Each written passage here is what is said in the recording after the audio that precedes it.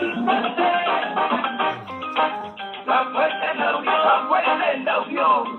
Poner tu granito de arena, dale por Venezuela. En la unión está la fuerza, por eso te digo que la fuerza en la unión. Muy buenas noches, Venezuela. Bienvenidos todos a este su espacio. La Fuerza es la Unión, una tribuna abierta de la sociedad democrática venezolana para compartir con todos ustedes, más allá de cualquier distingo puntual, partidista o ideológico, la angustia, la preocupación, la justa indignación por lo que ocurre en nuestro país y también la certeza, la confianza, la esperanza de que trabajando juntos, de que remando unidos en la misma dirección, seremos capaces de construir la Venezuela de trabajo y de respeto, la Venezuela con alimentos y con medicinas, la Venezuela con democracia y con libertad, que todos necesitamos y que ciertamente todos merecemos. La Fuerza es la Unión es una presentación de frigoríficos NIS, el placer de la carne, ubicado en la planta baja del mercado municipal de Chacao. Es también una presentación de Supermercado Madrid, ubicado en la calle Páez de Chacao, diagonal a la Plaza Bolívar de ese municipio. Bueno, queridos amigos, quizás la noticia más importante del día tiene que ver con la locución que emitiera la candidata de la oposición, María Corina Machado, al mediodía de hoy, en respuesta a las actuaciones del Tribunal Supremo de Justicia, por así llamarlo, por así decirlo. Comparto con ustedes de inmediato la manera como recoge este evento el diario Tal Cual, en crónica firmada por la colega Luna Perdomo. Su titular es: María Corina Machado, 2 puntos, quiera o no, Maduro se va a medir conmigo en las presidenciales. Voy al texto. Dice así: la candidata presidencial de la plataforma unitaria, María Corina Machado, rechazó nuevamente la decisión del Tribunal Supremo de Justicia de mantener su inhabilitación política. Aseveró que el mandatario Nicolás Maduro, quiera o no, va a tener que hacer elecciones limpias este año y, quiera o no, se va a medir conmigo y lo vamos a derrotar en las elecciones presidenciales. De acuerdo con Machado, en este país no habrá elecciones presidenciales sin ella, porque ella representa la soberanía. A su juicio, la decisión del Tribunal Supremo de Justicia es un acto de delincuencia judicial que se le revertirá al oficialismo. El candidato sustituto es el plan de los que no quieren cambio y nuestro plan es el cambio. Dijo: vamos a arreciar todas las actividades de organización, no vamos a parar. Tenemos jugadas bien pensadas para superar una a una todas estas trabas que se pongan por delante. Les aseguro que se van a sorprender, dijo la candidata este 29 de enero durante una rueda de prensa en compañía de representantes de la plataforma y varios partidos políticos que, añadió, recorrerán con ella todo el país. Recalcó que Maduro y su cúpula de funcionarios no serán quienes escojan al candidato que competirá en las elecciones presidenciales. Desestimó que haya un cambio en su candidatura y enfatizó que la gente escogió. Ellos incumplieron su palabra, han inventado documentos y emitieron una decisión que no se puede llamar sentencia. Esto se llama delincuencia judicial, dijo. La Sala Política Administrativa del Tribunal Supremo de Justicia ratificó el viernes 26 una medida administrativa por 15 años en contra de Machado, que el pasado 22 de octubre arrasó en unas primarias organizadas por la plataforma con el 92.35% de los votos.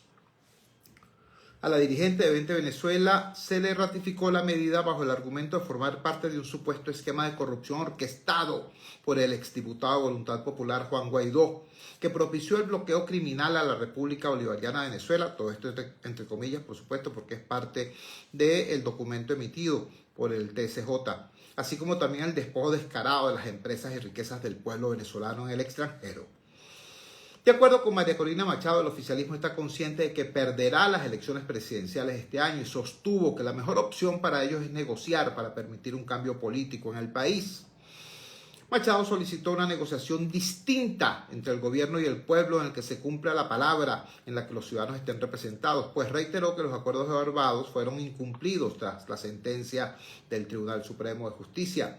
La negociación es una herramienta necesaria para el cambio político y la transición pacífica, pero una negociación distinta, indicó Machado, mientras aseguró que se mantiene en comunicación con los actores del diálogo y los gobiernos que acompañan ese proceso. Enfatizó que la solución no la tienen los tribunales, sino una verdadera negociación. Ese es, repito, el resumen que hacen los colegas de Tal Cual Digital de lo que fue la intervención de la candidata de la oposición María Corina Machado, electa en las primarias del pasado 22 de octubre. Esto genera un conjunto de situaciones que afecta de manera distinta a los actores diversos de la escena nacional. Hay grupos políticos que están sometidos a una intensa persecución, a la detención de varios de sus funcionarios, de sus militantes, de sus dirigentes. Los sectores laborales están siendo ignorados en sus reclamos y fuertemente reprimidos cuando hacen pública manifestación de sus derechos, en reclamo de sus derechos económicos y sociales. Y lo que algunos llaman el tercer sector, la sociedad civil organizada, enfrenta una espada de Damocles que está sobre su cabeza, que es la llamada ley anti-ONG, un mecanismo que ha diseñado el oficialismo para prácticamente no reducir, sino acabar con el espacio cívico en Venezuela. Para que nos hable de ese conjunto de cosas, de esa gran variedad de temas, tenemos con nosotros a una voz que es emblemática para nosotros, muy importante, una persona que va a poder por fin hablar con nosotros con mayor fluidez que la que siempre ha tenido, porque ya su voz no representa, por así decirlo, no tiene el peso de una responsabilidad corporativa. Me refiero a el ex coordinador de Provea, el ex coordinador general del Programa Venezolano de Educación, Acción en Derechos Humanos Provea, asociación que acaba de cambiar a su coordinador general, como parte del proceso normal de refrescamiento de ese liderazgo, que es un liderazgo cooperativo, colaborativo, colectivo, y por eso esa figura del coordinador general rota cada cierto tiempo. Me refiero a Rafael Uzcategui, nuestro buen amigo Rafael Uzcategui, @fancinero en las redes sociales. Rafael, gracias por atender nuestra llamada desde el Gigante Rumbos. Por favor, dinos cuál es tu mirada, cuál es tu apreciación de todos estos hechos políticos y cómo impactan en la dinámica económica de los actores laborales, por ejemplo, y cómo impacta en la dinámica de los defensores de derechos humanos y de la sociedad civil en general. Buenas noches, te escuchamos. Gracias, Chugo, y saludos a tu audiencia hasta ahora. Bueno, hay que recordar que los llamados acuerdos de Barbados apenas se firmaron el 20 de octubre de 2023, hace apenas 3 meses.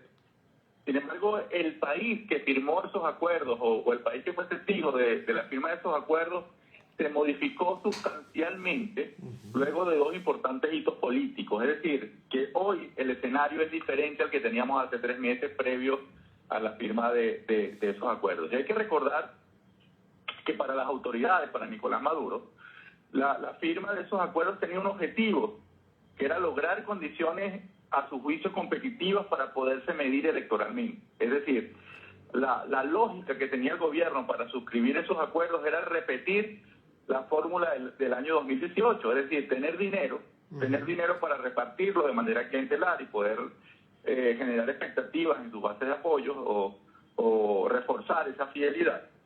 En segundo lugar, dividir lo máximo posible a sus adversarios. Y en tercer término, desestimular el ejercicio del voto en la ciudadanía, del potencial voto en contra, ¿no? Entonces, esa era la estrategia con la cual el gobierno firma el acuerdo de Barbados. Sin embargo, por un lado, la amplia participación en las primarias, y especialmente la participación de la antigua base electoral del oficialismo en este proceso, y luego, en segundo término, durante el referendo del Esequibo, la no participación, además que se comportó de manera igual en todo el país, ha generado en el gobierno una profunda desconfianza en que ya no tiene esa base electoral con la que contaba de manera decidida en otros momentos, ¿no? Entonces, ahora nos encontramos en una coyuntura que, para resumir, podemos calificar como la del chavismo sin pueblo. El chavismo no está seguro de cuál es su base electoral. Y como esos mecanismos de persuasión no han tenido el efecto deseado, el gobierno de Nicolás Maduro entonces va a ir al mecanismo opuesto, que es el mayor uso de mecanismos de represión. Entonces, en este momento Maduro tiene que ratificar su liderazgo al interno del Partido Socialista Unido de Venezuela, ¿no? Ya que su liderazgo y su autoridad ha quedado severamente lesionada luego de la falla del Esequibo, no solamente por la no participación, sino porque luego sus antiguos aliados internacionales no le dieron el apoyo que el gobierno esperaba, ¿no? en las demandas que se tenían sobre el territorio Esequibo. Entonces eso ha erosionado la confianza y la autoridad de Nicolás Maduro dentro de la cúpula de gobernantes. Y en segundo lugar tiene que hacer todo lo posible para recuperar la confianza y la popularidad de lo que antes era la base de apoyo del chavismo, ¿no? Entonces ahorita estamos siendo testigos de una campaña electoral de Nicolás Maduro en función de una oferta llamada las 7 transformaciones, las 7T, por un lado, y por otro lado intenta neutralizar el fenómeno electoral que se ha centralizado en María Carolina Machado, ¿no? Donde ella ha sido la depositaria de la esperanza de cambio en un importante sector de los venezolanos, que ha repolitizado un sector de la sociedad a partir del proceso de primaria, ¿no? En donde además esta ofensiva no solamente le incluye a ella, sino a su organización política, e está intentando dividir de nuevo a las organizaciones partidarias opositoras, y además generar temores en la población de unirse a un movimiento por los derechos electorales, por la inscripción en los centros, por el aumento del censo electoral, por la solicitud de condiciones, porque el gobierno está intentando generar temores a partir de ser calificado de actuaciones políticas, y a esto precisamente, a esto último responde esta normativa que tiene que ver con la fiscalización de las organizaciones independientes y de las ONG, ¿no? Entonces tenemos la detención de Víctor Venegas, hasta el sector sindical, también hay castigos ejemplares, la periodista Sebastián Barraez contra los medios de comunicación para que aumenten los niveles de censura y autocensura. Y además con toda esta criminalización que hemos hablado de lo que puede ser calificado como político. En ese contexto se ha promovido esta campaña llamada La Furia Bolivariana, intentando generar temores, inhibiciones, ¿no? Donde tuvimos 5 detenciones y un intento de secuestro el pasado 23 de enero, donde por lo menos 20 fachadas venezolanas fueron vandalizadas, 20 fachadas de instalaciones fueron vandalizadas en 11 estados del país. Y además tenemos esta situación que habría que analizar con cuidado de la degradación, expulsión y juicio contra 33 funcionarios de las Fuerzas Armadas. Hasta ahora los signos del campo democrático son positivos en el sentido de continuar unidos en torno a un liderazgo, porque en esto quiero ser enfático, en las primarias no solamente se decidió una potencial candidatura unitaria, sino también una nueva arquitectura de la oposición, ¿verdad? Unos liderazgos emergentes, ¿verdad? Que por supuesto están recibiendo la esperanza de la población y que tienen que estar presentes en todas las tomas de decisiones que están ocurriendo ahora y en el futuro. Entonces, el gobierno lo que intenta entonces es quebrar hasta ahora esa posibilidad de mayores consensos opositores y además intentar revertir la esperanza de un amplio sector de los venezolanos en las posibilidades de un cambio a corto plazo. Estamos conversando con Rafael Uzcategui, activista ciudadano, defensor de derechos humanos, hasta hace muy poco director general del Programa Venezolano de Educación Acción de Derechos Humanos Provea, organización de la cual sigue formando parte en una suerte de consejo asesor muy importante en esa estructura. Rafael, muy importante tu análisis, coincidimos ampliamente en lo que estás planteando. Quisiera preguntarte ahora sobre las tendencias. Ciertamente, por ejemplo, en el sector opositor, los intentos por fracturar a la oposición parecen haber sido hasta ahora vanos. Quizás por la resiedumbre de ese liderazgo democrático o quizás por el altísimo costo que en este momento pudiera tener cualquier defección. Pero lo cierto es eso que tú dices, ¿no? No ha habido señales hasta ahora de fractura, afortunadamente. Ahora, ¿cómo ves tú la perspectiva en el oficialismo? ¿Hacia dónde va el oficialismo? ¿Va hacia Barbados o va hacia Nicaragua? Sí, bueno, la verdad es que uno intenta analizar el comportamiento del sector oficialismo con las pocas señales que uno puede recibir, no estando ahí adentro. Ellos han sido muy eficaces en ser un grupo, una coalición dominante que no evidencia sus contradicciones internas, pero que sin embargo están allí, ¿no?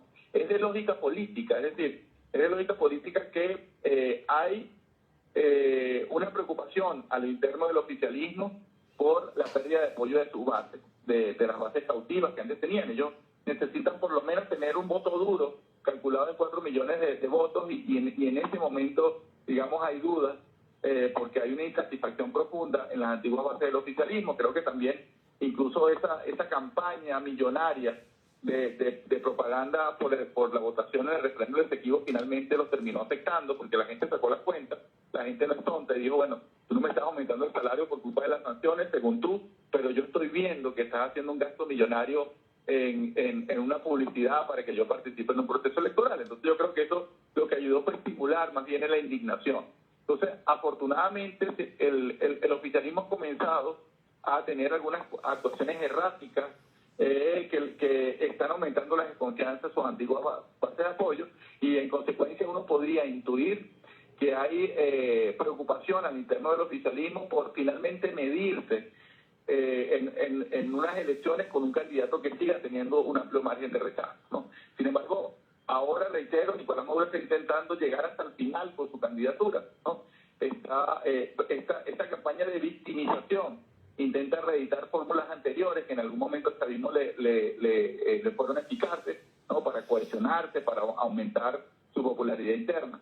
Pero fíjate lo interesante que esas denuncias de los supuestos planes magnicidas contra Nicolás Maduro no han contado con un respaldo de la comunidad internacional, que ha expresado su solidaridad, por lo menos lo que sabemos de manera pública, ni ha pedido la investigación de esos hechos, ni ha rechazado las situaciones de violencia, etcétera, etcétera, sino que más bien, afortunadamente, la preocupación expresada por los actores que han hablado públicamente a nivel internacional sigue estando en torno a la inhabilitación de María Corina Machado. Entonces yo lo que supongo es que Nicolás Maduro se va a intentar continuar reforzando su autoridad interna del oficialismo, ¿no? No es lo mismo tener que negociar garantías de impunidad estando en el poder, siendo la persona que las negocie, y que por supuesto que otras personas las negocie por él. Y es por supuesto que tanto Nicolás como Cilia van a intentar hasta último minuto ser los candidatos de la coalición electoral. Pero yo creo que van a continuar con esta campaña de promoción, a ver si logran aumentar el entusiasmo de las antiguas bases oficialistas, van a estar atentos a los sondeos, pero yo creo que si en unos 3 o 4 meses esa campaña no le aumenta de manera importante su popularidad, creo que de nuevo vamos a tener expresiones evidentes sobre la posibilidad de una sustitución en la candidatura. Hay personas que han sugerido la posibilidad de que el gobierno se levanta y se vuelva a sentar en Barbados, y que intentando descuadrar a la oposición pudiera convocar elecciones en un corto plazo. Eso es un escenario posible, por supuesto. Sin embargo, yo quiero insistir que el gobierno está absolutamente inseguro de cuáles pueden ser sus votos duros en este momento, y yo creo que eso sería volver a lanzar los dados en una ruleta rusa por parte del oficialismo, y esto de nuevo, porque no fue solamente las primarias, no fue solamente el Esequibo, creo que el resultado de Barinas fue el primer campanazo de alerta que tuvieron sobre una conducta electoral de la población absolutamente diferente a la que ellos conocían. Es decir, aquí estamos viendo que la población está asumiendo una estrategia que pudiéramos llamar de enmascaramiento. Es decir, si tú le preguntas, la gente te dice que es chavista por protección. Es decir, no quiere exponerse, quiere protegerse diciendo lo que el interlocutor quiere escuchar. Si le ofrecen un beneficio, lo va a tomar. Si le preguntan en una encuesta, va a decir que es chavista. Si lo convocan a una movilización y si de eso depende un beneficio o algo positivo, va a asistir. Pero nada de eso ya está comprando conciencias como lo que vimos, y finalmente en un terreno seguro, como un momento electoral, va a expresar su conciencia, va a hablar por él. Entonces, o por ella. Así que esto, digamos, no está teniendo la eficacia que tuvo en otros momentos. Y yo creo que eso también complejiza la medición que el chavismo pudiera tener en este momento de cuál pudiera ser su base electoral. Así que, si bien dentro de los escenarios pudiera estar la posibilidad que con este reinicio de Barbados, para intentar descuadrar la oposición, como se hizo en otros momentos, se intente convocar elecciones a corto plazo. Yo creo que hasta ahora, afortunadamente, como hemos insistido, la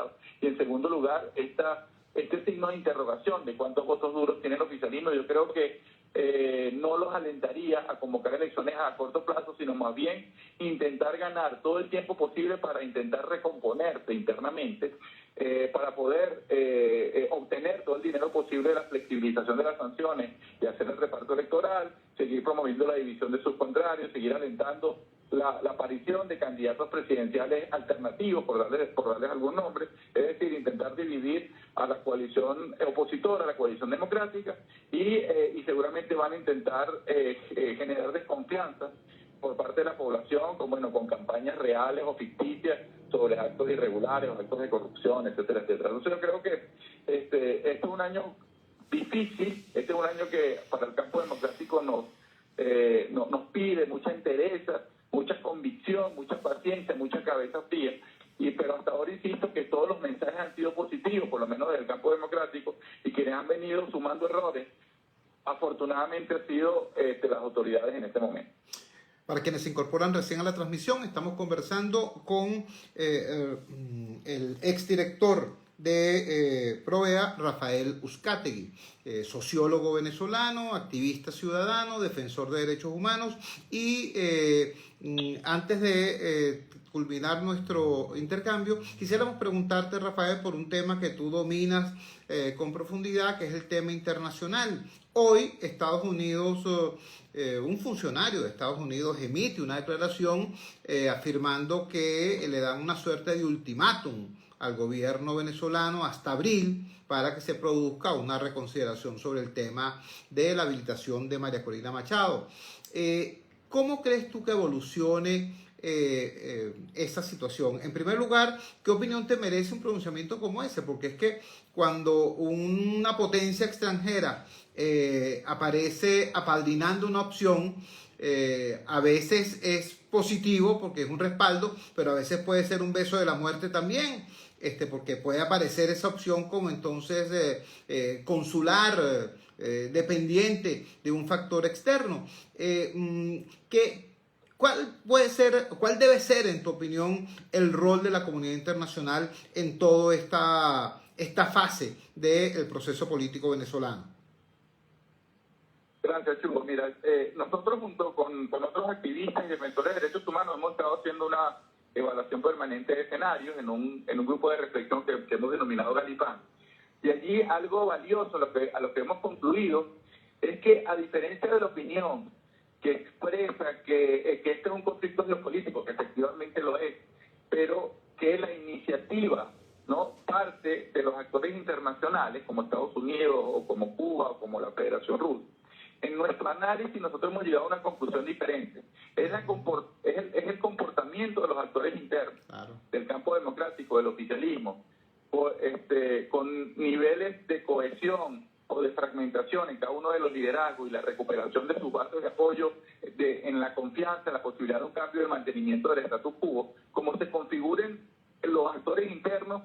En consecuencia, la comunidad internacional va a acompañar pues, a las demandas que se expresen por parte de nosotros los venezolanos. Entonces, es cierto que los Estados Unidos han variado de estrategia. En algún momento eran escépticos de la posibilidad de una negociación y tenían la estrategia de máxima presión y de todas las cartas que estaban sobre la mesa. Ellos han variado esa percepción, sobre todo estimulado no solamente por el tema energético, sino también por la crisis migratoria venezolana. No. Y han variado y han generado pues todos los incentivos necesarios para que finalmente se firmara este acuerdo de Barbados con la expectativa del levantamiento de sanciones. Entonces, por supuesto, uno lo que espera es que el resto de la comunidad internacional pueda incorporarse a esos mecanismos internacionales de presión, que la Unión Europea, por supuesto, sea también mucho más proactiva y también ha ofrecido el levantamiento de sanciones individuales como un estímulo para que el gobierno cumpla con los llamados acuerdos de Barbados, pero también un tercer actor, un tercer grupo de actores que ahorita necesitan tener mayor protagonismo en la comunidad regional. Son los presidentes de América Latina. Fíjense la actuación decisiva que tuvo el presidente de Brasil, el señor Lula, para detener todas las pretensiones agresiva que tenía Nicolás Maduro sobre el territorio Esequibo y para que volviera pues, a un escenario de litigio internacional, ¿no? Entonces yo creo que tanto Colombia como Brasil especialmente tienen un rol importante que cumplir en este momento y que además uno pudiera pensar que el señor Gustavo Petro, el presidente colombiano, debería también pronunciarse sobre el tema de las inhabilitaciones políticas, porque recordemos que él mismo fue inhabilitado políticamente cuando era alcalde de Bogotá y fue la presión de la comunidad internacional el que le devolvió sus derechos políticos por las cuales él ejerce finalmente como presidente de la República. Así que, bueno, Petro debería tener un rol más activo ya que, bueno, lo escucha y además tiene una experiencia personal sobre el tema de las inhabilitaciones que lo debería estimular a interceder. Y también el presidente de Brasil, Lula da Silva, ¿no? Entonces, creo que ese escenario de presiones internacionales es importante, pero esa dirección de la comunidad internacional en jerarquizar la normalización de relaciones con Venezuela o sintonizarse en una petición unívoca en la exigencia de elecciones libres en Venezuela va a depender siempre y tanto que el campo democrático venezolano mantenga importantes niveles de cohesión y de coordinación interna. Y en segundo lugar, que esta coordinación sea acompañada por una ciudadanía, por una población que ha recuperado la esperanza y la confianza en ese liderazgo. Entonces yo creo entonces que la iniciativa la tenemos los venezolanos y además yo creo que en segundo lugar que Nicolás Maduro pudiera, para preservar el orden interno, para preservar el poder, como ya lo vimos con el episodio Esequibo y como lo vimos recientemente en pararse sobre la mesa y ver que no tenía ningún tipo de apoyo internacional, tener que volverse a expresar su deseo de mantenerse en el espacio de negociación. El gobierno de Nicolás Maduro pudiera sacrificar de manera similar a como ocurre en Nicaragua la opinión internacional por mantener el orden interno. Pero hasta ahora sigue siendo sensible a lo que opina internacionalmente sobre el gobierno. Y ojalá, digamos, que esas presiones nos puedan derivar en un momento en el que un liderazgo cohesionado, una población con expectativas y esperanzas de cambio y las presiones diplomáticas de la comunidad internacional finalmente hagan irreversible un proceso de transición en Venezuela. Rafa, quiero agradecerte enormemente que nos hayas regalado esta media hora, que en lugar de una entrevista nos hayas obsequiado esta suerte de mini conferencia, porque ciertamente nos da luces, pues nos da elementos para reflexionar sobre un proceso que no es sencillo, tiene demasiadas capas. Quien venga a decir que es fácil lanzar la mirada y tirar una voz de orden, incurre en el riesgo de la irresponsabilidad. Tú has dibujado con precisión la complejidad y la necesidad de avanzar en esa complejidad con determinación y con los principios como brújula. Te lo agradezco profundamente. Un gran abrazo. Buenas noches. Gracias, Chugo. Siempre en contacto. Era Rafael Uzcategui, sociólogo venezolano, exdirector general de PROVEA, el Programa Venezolano de Educación, Acción en Derechos Humanos. Él es melómano, él es activista, él es defensor de derechos humanos, él es muchas cosas, pero sobre todo es un venezolano convencido de la necesidad del cambio y de que ese cambio sea para la justicia, sea para la paz, sea para el restablecimiento de la República, no para la venganza, no para la destrucción, pero por supuesto tampoco para la impunidad. Ese es, digamos, el retrato de quién es Rafael Uzcategui, que más allá de que no esté, de que no siga en el ejercicio de la Coordinación General de PROVEA, sigue, por supuesto, extremadamente activo como activista ciudadano, como ciudadano movilizado. Cuando son las 8:29 minutos de la noche capitalina, vamos a la siguiente pausa comercial, vamos a identificar la valiente señal del gigante Rumbos y ya regresamos con muchísimo más de la fuerza. La fuerza es la unión. Radio Rumbos en Caracas, sensacional, la emisora de Venezuela.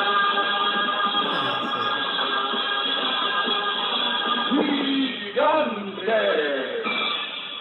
Son las 8:30. Publicidad. Atención, mucha atención. En óptica mar. Y ciertamente, nos dice nuestro amigo Peter Jordan por aquí por Instagram. Dice, hoy comenzaron las campañas de varios candidatos, entre ellos la de Benjamín Rauseo. Sí, bueno, yo creo que esas cosas son previsibles, y son previsibles por varias razones. Por un lado, porque algunos pueden asumir, no maliciosamente, sino con cierta normalidad, que bueno, que la inhabilitación de María Corina es confirmada o un hecho no reversible. Entonces están asomando sus nombres. Yo creo que es un error.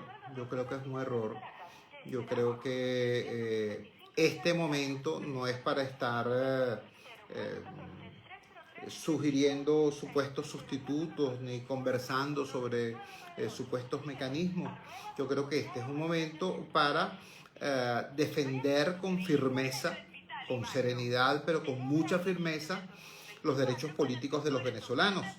Y digo los derechos políticos de los venezolanos porque no se trata simplemente de defender a María Corina como candidata, se trata de defender los derechos políticos de todos los que habitamos este país, porque si le hacen eso a una persona que sacó 2,5 millones de votos en una primaria, que no le harán a cualquier otro candidato que pongan allí.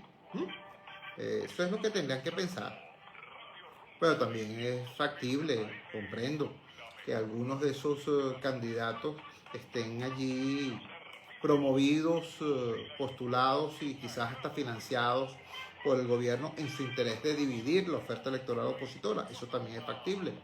Pero sin embargo, yo creo que aquí se va a imponer la economía del voto. Aquí van a haber dos opciones fundamentalmente.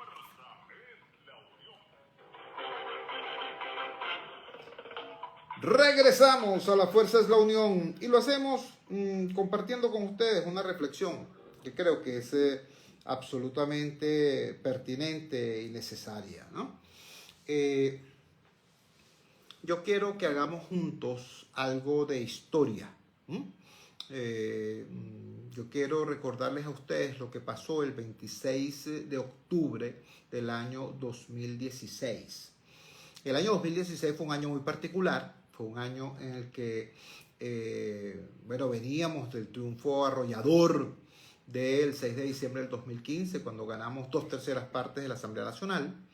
Y en ese año 2016, prácticamente cualquier elección que se hubiese realizado en Venezuela, la que sea, de una junta de condominio, de una reina de carnaval, de un delegado de curso en un liceo, la que fuera, el gobierno la iba a perder. Así que era absolutamente previsible, ¿no?, que el gobierno no permitiera la realización del referendo revocatorio.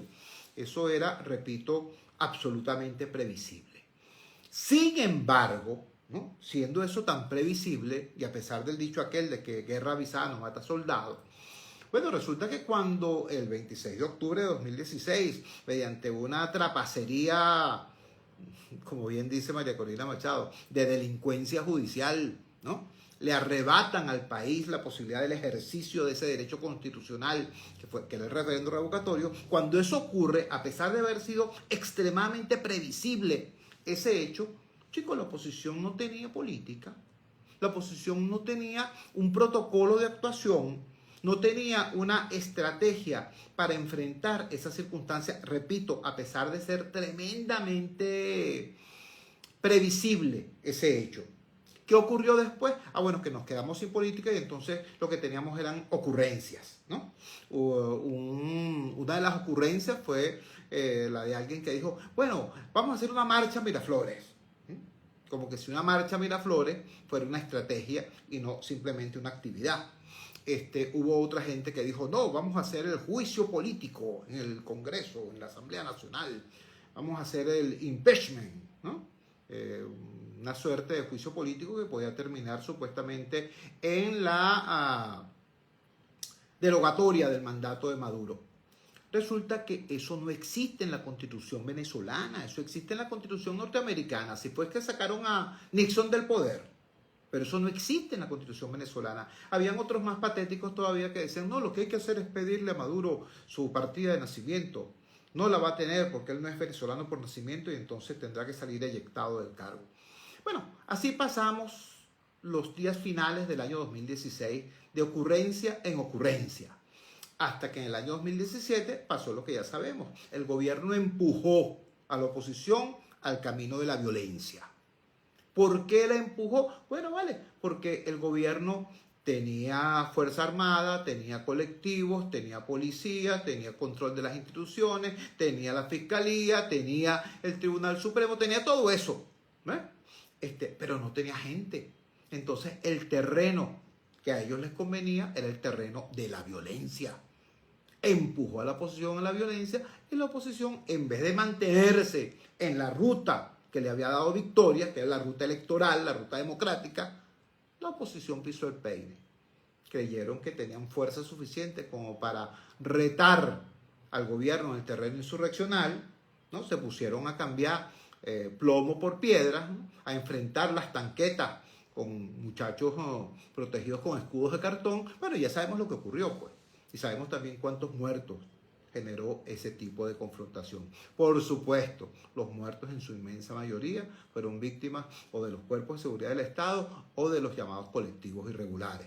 Cierto, pero la confrontación en la que se produjeron esas muertes se produjo por esto que estoy diciendo, la provocación del gobierno y el mal cálculo de esa dirigencia opositora. Así pasamos todo el año 2017.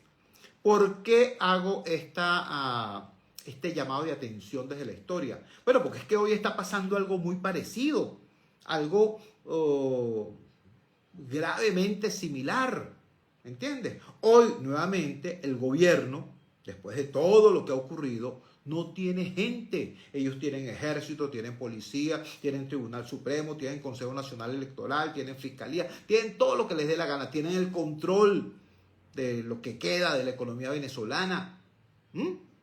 Pero no tienen gente. O sea, tienen menos gente de lo que históricamente ha tenido el PSUV. O sea, tienen menos. Maduro como candidato tiene menos apoyo que el PSUV como partido, y eso es mucho decir. ¿Me entiendes? Entonces, ¿qué es lo que ocurre? Ocurre, primero, que como cuando nos quitaron el referéndum revocatorio, nos dan este hecho de abuso de poder, esto que llaman María Corina, este gesto de delincuencia judicial. Pero es que no nos podía caer de sorpresa. Todo el mundo sabía que este era el escenario más probable.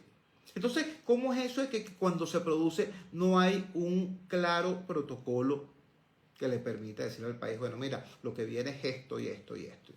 La gente lo intuye, pero hasta hoy no se había producido una reacción de la candidata. Entonces, eso es lo primero, ¿no?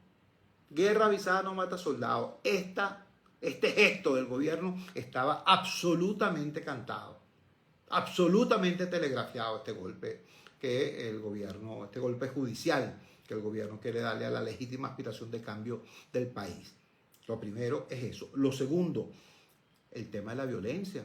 El gobierno, con todo este asunto, está resucitando el cuento que se de los magnicidios y las conspiraciones, tal y cual.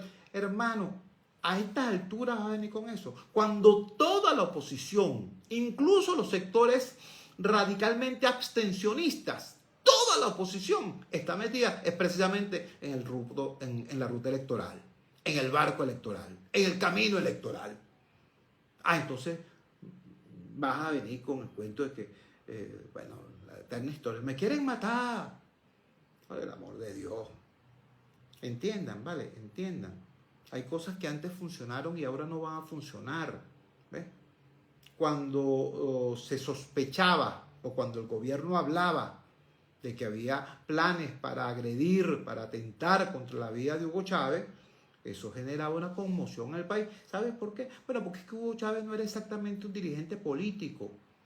Había familias en este país que tenían a Chávez prácticamente como un pariente más. Cuando muere Chávez, aquí hubo gente que lo lloró, no porque había muerto un líder, un presidente, un jefe político. No, lo lloraron como se llora a un familiar. ¿Ves? No es un tema de carisma simplemente. Es un tema de que ahí se produjo ciertamente un proceso de identificación importante entre un referente público y lo que es la cotidianidad de la gente. Ahora, eso no pasa pero ni de lejos con el señor Maduro. Ni de lejos. Entonces, entiendan, tratar de reeditar a estas alturas antiguas prácticas, no estás haciendo ni siquiera una copia, termina siendo una caricatura. Ah, bueno, pero lo están intentando, ¿no? Y ese intento puede promover precisamente el que algunos sectores estén, bueno, pensando, mira, nos están sacando del camino electoral, no hay otro camino que la violencia. Ojo con eso. Quien piense eso está cometiendo un error garrafal. Quien piense eso está haciendo exactamente lo que el gobierno quiere, lo que el poder quiere. ¿Entiendes? Entonces, es demasiado importante que en este momento recordemos ese 26 de octubre del 2016, ¿no? Esto que está pasando estaba cantado. En segundo lugar, hay que generar un protocolo de respuesta que incorpore a todo el mundo. Yo creo que la respuesta que dio hoy la señora Machado es esencialmente correcta. Esencialmente correcta. Ella dice, mira, eso es mentira, eso es delincuencia judicial, aquí hay una realidad que tiene un respaldo de masas, un respaldo ciudadano muy importante. Por eso es que ella dice, yo represento la soberanía. No le falta demasiada razón, porque ella, de todos los candidatos que hoy existen, ella es la única que es resultado del voto de los venezolanos. Todos los demás candidatos, de Maduro en adelante, son candidatos porque ellos les dio la gana. ¿Ven? Porque sí, yo soy candidato, pues, ¿no? Algunos tienen la coartada de que su grupito los postuló. El señor Bertucci ayer hizo una reunión por ahí en el Parque de Naciones Unidas y dice, bueno, me aclamaron, su grupito lo postula. Pero la única candidata, la única persona que aspira a la presidencia y que esa candidatura es resultado de un amplio proceso de consulta nacional, es la señora Machado. ¿Entiendes? Entonces, siendo eso así, la respuesta de la señora Machado es esencialmente correcta. Este no es el momento, hermano, para estar discutiendo quién es el sustituto, ni cuál es el retrato hablado del sustituto, ni cuál es el mecanismo del sustituto. Este no es el momento para eso. Este es el momento de salir a defender los derechos políticos de los venezolanos. Y fíjate tú lo que estoy diciendo. Defender los derechos políticos de los venezolanos. No solamente defender a la señora Machado y su derecho a ser candidata presidencial. No, son los derechos políticos de todos los venezolanos. Porque si le hacen eso a una candidata que tiene, por quien votaron 2,5 millones, ¿qué no le harán a cualquier otra persona que pongas allí? ¿Qué no le van a hacer? Entonces, si nombras a una persona, te lo vuelven a inhabilitar. Si nombras a otra persona que no le guste, lo vuelven a inhabilitar hasta que nombres a alguien que sea, comillas, potable para el gobierno.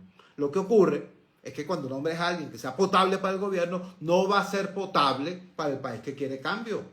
Y entonces se va a producir la peor de las divisiones. No divisiones dentro de los grupos que están en la oposición, sino la división entre el país que quiere cambio y una dirigencia que no supo entender cuál era su papel. Eso es lo que quiere el gobierno. Por eso, en este momento, lo que hay que hacer es lo que está diciendo la señora Machado que hay que hacer. Defender los derechos políticos de los venezolanos y además salir a la calle a defender los derechos económicos y los derechos sociales de un país que tiene demasiado tiempo peleando solo. Los jubilados tienen demasiado tiempo peleando solo. Los maestros tienen demasiado tiempo peleando solo. Los empleados públicos, los del sector salud, demasiado tiempo peleando solos. Entonces, ese liderazgo político tiene que salir no solamente a defenderse a sí mismo, a defender su derecho a ser candidato, tiene que salir también a defender a la gente, a hacerse empático, a hacerse solidario, a hacerse parte de esa lucha del ciudadano venezolano por la sobrevivencia. ¿Entienden? Entonces, si al final llegamos a un momento, porque también eso la candidata Machado ha sido muy clara. Ella ha dicho, nadie nos saca de la ruta electoral, y tiene toda la razón, porque es la única ruta donde es posible derrotar efectivamente el proyecto autoritario. Ella lo ha dicho con claridad, nadie nos saca de la ruta electoral. Si al final de este proceso es evidente que por la razón, por la canallada que sea, la señora Machado no puede inscribir su candidatura, bueno, ya ella tomará la decisión que corresponda junto con la dirección política, con la nueva dirección política de la oposición venezolana. Y entonces, bueno, designarán a alguien. En ese momento, si es que se llega a eso, si es que no se logra otra cosa. Pero este no es el momento para hacer esa discusión. Eso quiero dejarlo bien claro. Esa es mi postura en relación a este tema. Pero hay una afirmación que hizo hoy la señora Machado que yo creo que debe ser revisada. Yo le sugeriría amablemente que la revise, pero si no la revisa, yo creo que nosotros, los ciudadanos, los demócratas, debemos también tener ojo crítico, ¿no? Y llamar a la sindéresis.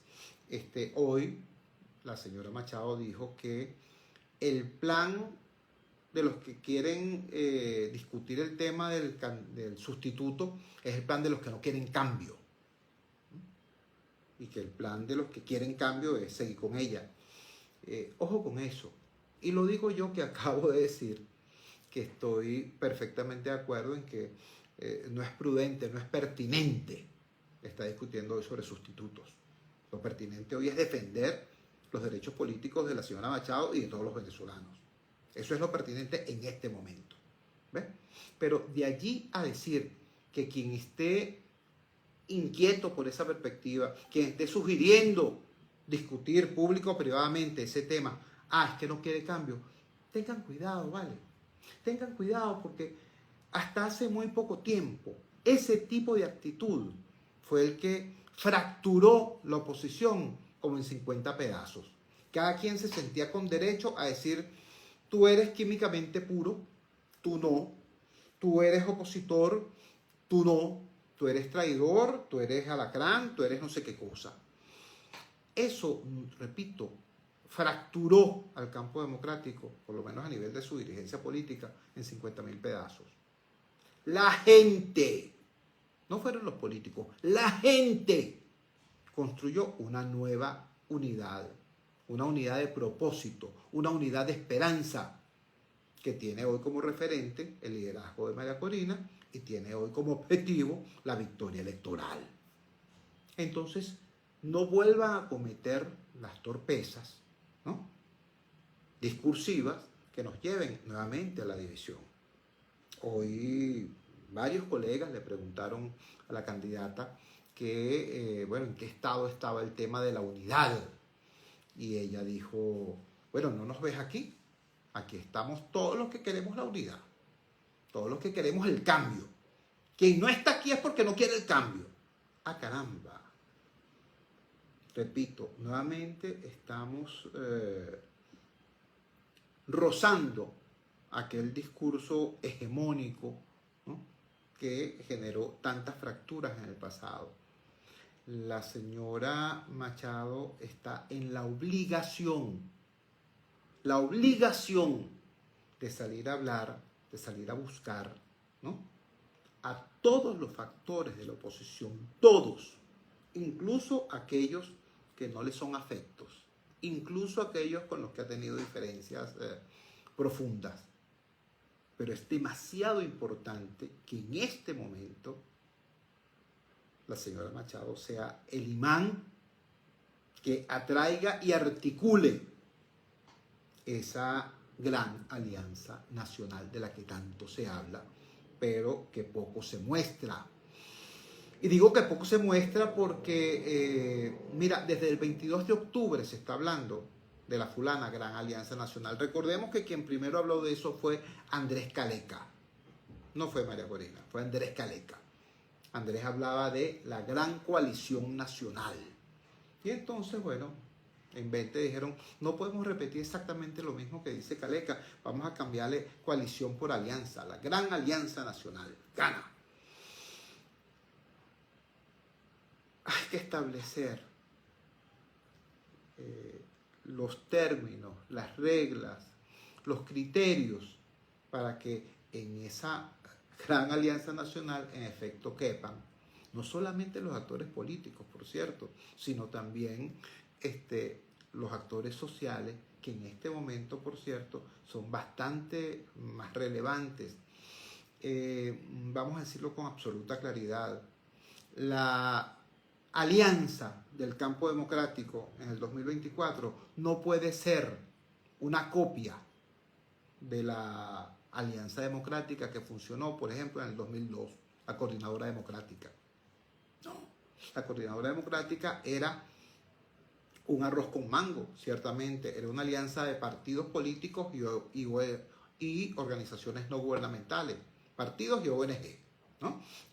No había reglas del juego claras, al final terminó siendo eso más o menos secuestrado por un cogollo de partidos y las ONG estaban casi que como comparsa. Esa es la historia de la Coordinadora Democrática del 2002. ¿Ves? Ahora, tampoco puede ser una copia de la MUD del 2015. La coordinadora en el 2002 perdió. La MUD en el 2015 tuvo una victoria importantísima. Pero ni una ni otra son mecanismos que podamos copiar para el 2024. Por una razón elemental. Hoy los partidos, todos los partidos, incluyendo el PSUV, pero como no estamos hablando del campo oficialista, sino del campo democrático, todos los partidos del campo democrático están extremadamente debilitados. Y lo que se está imponiendo es la voluntad de la ciudadanía en la calle. Eso fue lo que hizo posible el 22 de octubre. ¿Entiendes? Y por cierto, eso fue el no motivar suficientemente a ese ciudadano en la calle, eso fue lo que hizo que la movilización del 23 de enero fuera ciertamente modesta, para no aplicar otra palabra un tanto más cruel. Entonces, la alianza, la gran alianza nacional, no puede ser un sindicato de partidos. Tiene que ser una integración de movimientos políticos, organizaciones políticas y movimientos sociales, lo cual implica un esfuerzo mucho mayor que en el pasado para articular, para enhebrar, para retejer un tapiz, ¿no?, con ese país que quiere cambio. Entonces, malamente, tú puedes congregar a todas esas voluntades si de paso dices, bueno, los que están conmigo son los que quieren cambio. Los otros no, los otros son sospechosos. Eso es, desgraciadamente, copiarse el discurso y la lógica del oficialismo. Ustedes recuerdan aquella expresión sobre el estado general de sospecha que utiliza el chavismo cuando quiere descalificar incluso a sus propios militantes. Bueno, decir eso, decir, bueno, la unidad está lista, la unidad está perfecta ya, los que están conmigo aquí están, estos son los que quieren cambio. No vale, hay que salir a convencer, a integrar, a promover, a darle espacio y lugar a todos aquellos que es importante sumar para la confrontación que viene, que va a ser una confrontación electoral, cívica, ciudadana, pacífica, pero va a ser muy dura y va a requerir del esfuerzo de todo el mundo. ¿Entiendes? Entonces, eso a propósito de las cosas que ocurrieron hoy. Yo creo que, y con esto termino esta reflexión, yo creo además que es muy importante que se revise el lenguaje que se está hablando. Es necesario, no solamente para ganar la elección, sino para garantizar luego la gobernabilidad, que el pueblo llano, el venezolano de a pie, el venezolano que está en esos sectores que los mercadólogos llaman CDE, que ese venezolano de a pie sienta y viva el cambio como propio, como suyo. Si nosotros no logramos eso, si los demócratas no logramos eso, quizá podamos obtener una victoria electoral, pero estará lejos todavía la victoria política y la victoria social. Es demasiado importante. Mira, y yo lo voy a decir, yo voy a poner ejemplos claros. Necesitamos dirigentes políticos que, como el presidente Luis Herrera Campins, sepan interpretar la emoción del pueblo pobre y transformarlo en consigna movilizadora. Necesitamos comunicadores políticos como Chelique Sarabia, ese genio que sea capaz de convertir una emoción popular en un planteamiento político movilizador. Necesitamos gente que, repito, no para el que la emoción popular no sea simplemente el resultado de la lectura de unas encuestas o de un paper, ¿no? Sino que conozca los códigos de la gente de este país en mutación, porque además no es sencillo decir, bueno, la gente ahorita que es, el perfil demográfico de nuestro país cambió. Lo que era antes clase media, hoy está muy deprimido. Lo que antes era sectores populares, bueno, están en miseria extrema. Hay un conjunto de cambios terribles que tienen que ser aprendidos, ¿no? Para poder hacer política desde allí y para esos venezolanos. Repito, no es un tema simplemente de que hagamos una campaña electoral eficiente para buscar votos. No. Se trata de lograr, por supuesto, la victoria electoral, pero también se trata de poder garantizar la gobernabilidad. Porque tenemos un adversario muy complicado. ¿Es minoría? Sí. Pero es una minoría con recursos de diversa naturaleza. Y, por cierto, hasta ahora han demostrado ser muy responsables en lo que es aquello de tener pruritos democráticos, ¿no? Si siendo gobierno se permiten excesos y groserías, como ese cuento de la furia bolivariana, ¿tú te imaginas esos tipos haciendo oposición? ¿Te lo imaginas? Bueno, eso no se resuelve con medidas de orden público, eso no se resuelve con policía, eso no se resuelve con represión, no, tampoco se resuelve con discursos invocando a la Venezuela buena, a la Venezuela decente, no, se trata de que el pueblo llano esté consustanciado con la idea del cambio, que asuma el cambio como propio y lo defienda. Y le diga a todo el que quiera sabotear el proceso de cambio, el proceso de transición, le diga, no, hermano. Tú tuviste 25 años y tuviste todo el dinero del mundo y todo el poder del mundo y no hiciste nada sino destruir más bien este país. Así que dale chance a quien merece chance. Danos chance a levantar este país. Pero que eso lo diga no el dirigente que está ahí arriba, no, que lo diga el señor del kiosquito, que lo diga el señor de la camioneta, que lo diga el señor, la señora que vende empanada, que lo diga el venezolano de a pie. Entonces necesitamos con urgencia, repito, ¿no? Un discurso político que vaya más allá de las claves que hasta ahora se han manejado. Es simplemente una sugerencia de alguien que ha pasado por estas lides, ha conocido la derrota como la conocimos todos en el 2004, pero que también fuimos capaces de construir victorias como la que construimos en el 2015. Venezuela necesita, es una necesidad existencial, el cambio, lograr el cambio en el 2024. Y eso pasa porque ese cambio se ha convocado con la amplitud necesaria, con el respeto necesario. Un cambio para la justicia, sí, pero no para la venganza. De eso se trata. Cuando son las 9:00 de la noche nos despedimos. Trabajamos para ustedes. En la presidencia, el Gigante Rumbos, la doctora Elsa Siciliano. Al frente de los controles estuvo en esta ocasión Zoe Padilla, a quien agradecemos su trabajo.